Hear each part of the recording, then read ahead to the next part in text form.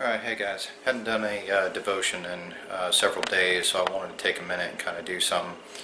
I've taken a little bit of a break from Deuteronomy. We may get back to that, but God has just kind of laid on my heart a couple of things. One of which that keeps coming up is the issue of faith and the issue of finances.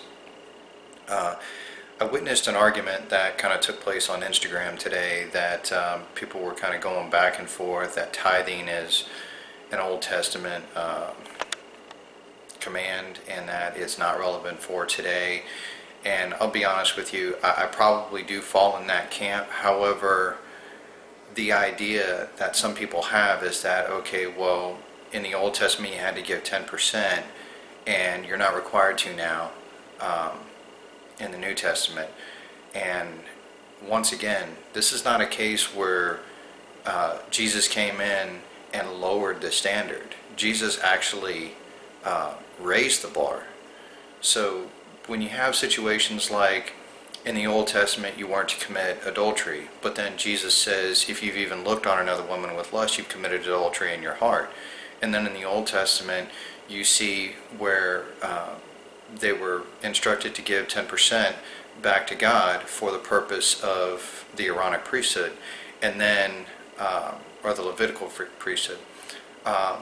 Then you go to the New Testament, you see in the book of Acts where the new Christians sold everything that they had.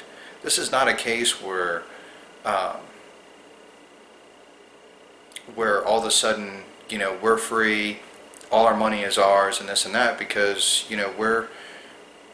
where your money is, that's where your heart lies.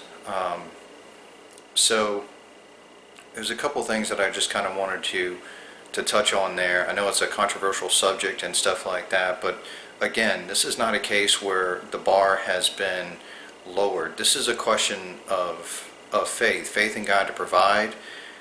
Where is the focus of your faith? Because faith in and of itself is an act. It's something that everybody has. Every time you get on the highway and you pass another vehicle separated by 3 foot of space and nothing but a painted stripe, you're exercising faith. But that's not saving faith. Saving faith has got to do with the object of your faith. And faith is more than just, okay, I trust God to forgive my sins and save me, and then I go on about my life. Because faith is something that permeates every aspect of your life, up to and including your finances. Do I trust God to provide for me? Do I trust Him to provide for my needs and not my greeds? So this is something that I kind of wanted to share with you guys. I wanted to keep it short today, but just keep in mind that the bar has not been lowered. And arguing and debating over 10% is really missing the point.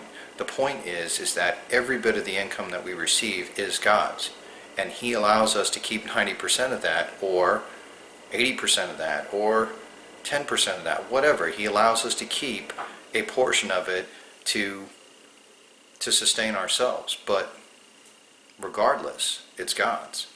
So try to look at it from that perspective. All right, God bless.